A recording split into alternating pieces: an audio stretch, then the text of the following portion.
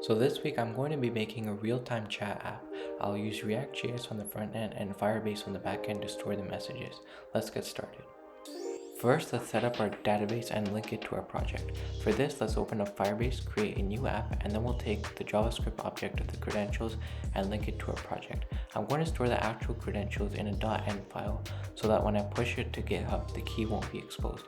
This is considered a good practice for security reasons, especially if you're going to be deploying the app afterwards. We'll then add user authentication so that users can log in with their Google account. We can easily do this by just enabling the Google option in the authentication section of Firebase. Now let's actually add Firebase to our project. First, we'll have to check if the user is logged in or not. If the user is logged in, then we'll render out the chat room. The same way when the user is logged in, we'll have to render the sign out button. To do this, we can use a ternary operator to conditionally render the components. Now in our database, we'll add a new collection named messages, and it will have 5 fields, which will be the timestamp, the text, the photo of the Google account, the display name, and a unique ID. We can then add a text input in our app and take the value of what the user types in and add it to the database so it shows up in the chat room.